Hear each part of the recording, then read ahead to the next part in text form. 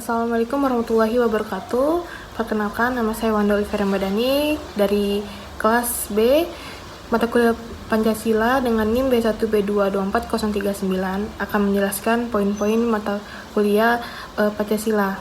Pada pertanyaan pertama yaitu bagaimana sih sosok manusia Pancasilais menurut pendapat saya? Menurut pendapat saya ialah seorang yang memiliki komitmen kuat terhadap nilai-nilai Pancasila, menghargai perbedaan, berhubungan positif dengan lingkungan sekitar, dan berkontribusi pada stabilitas negara.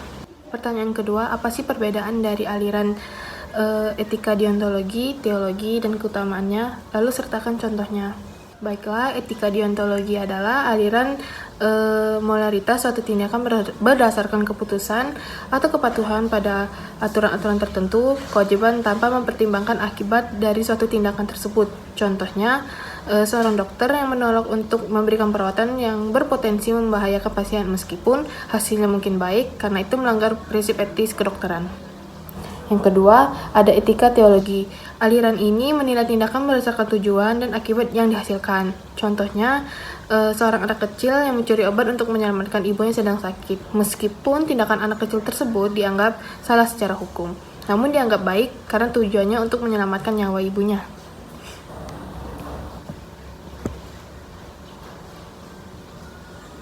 Lalu yang terakhir yaitu ada etika keutamaan. Nah, etika keutamaan ini berfokus pada karakter dan kebijakan individu, bukan hanya tindakan atau aturan.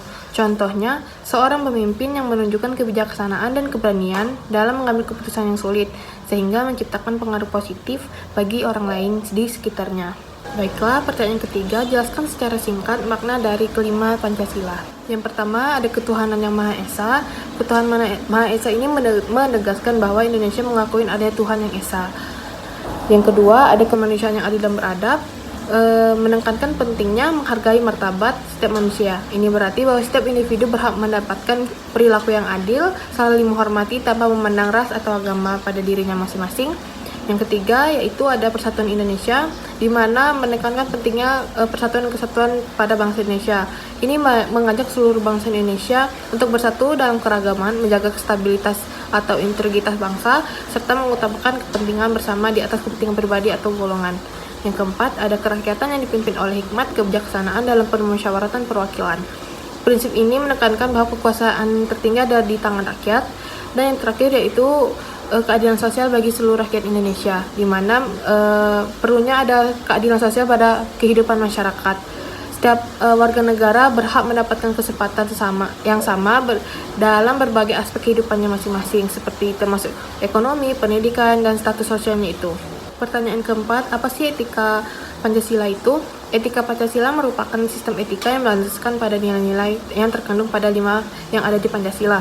Sistem ini berfungsi untuk pedoman moral bagi masyarakat Indonesia dalam perilaku dan interaksi satu sama lain, serta dalam kehidupan berbangsa dan negara.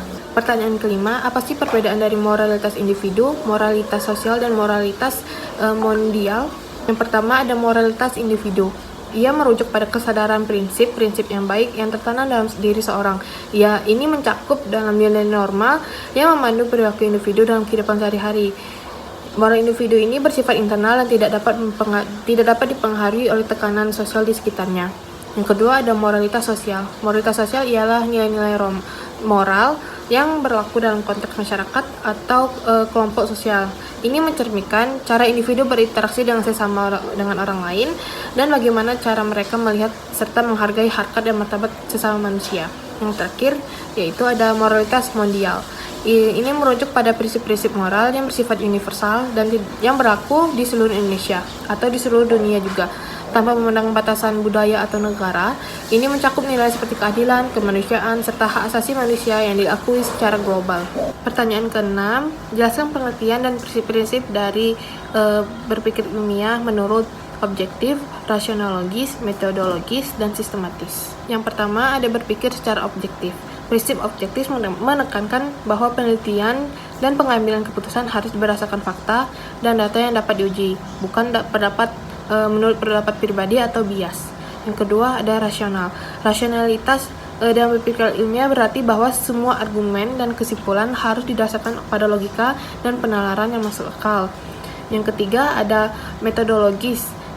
Pemikiran metodologis ini berprinsip mengacu pada penggunaan metode yang sistematis dan struktur dalam melakukan penelitian. Ini berarti penelitian mengikuti langkah-langkah tertentu dalam merancang, melaksanakan, dan menganalisis penelitian mereka. Yang terakhir ada sistematis.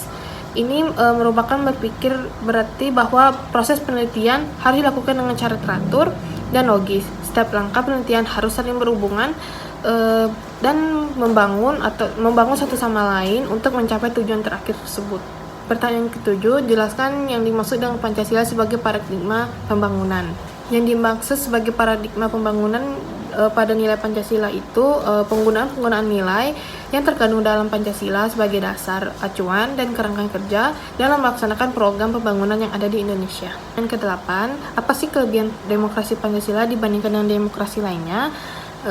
Yang dimiliki kelebihan dari demokrasi Pancasila itu yang pertama, ia menghargai hak asasi manusia, terus memprioritaskan kepentingan rakyat, musyawarah untuk mufakat, dan keadilan sosial serta persatuan dan kesatuan yang ada di Indonesia.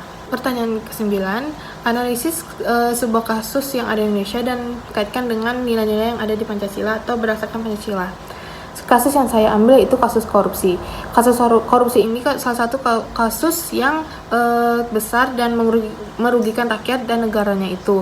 Jika dikaitkan dengan Pancasila dan bagaimana cara mengatasinya, yang pertama bisa melakukan pendidikan dengan subtema anti korupsi. Yang kedua ada melakukan atau menerapkan nilai-nilai Pancasila di kehidupan sehari-hari.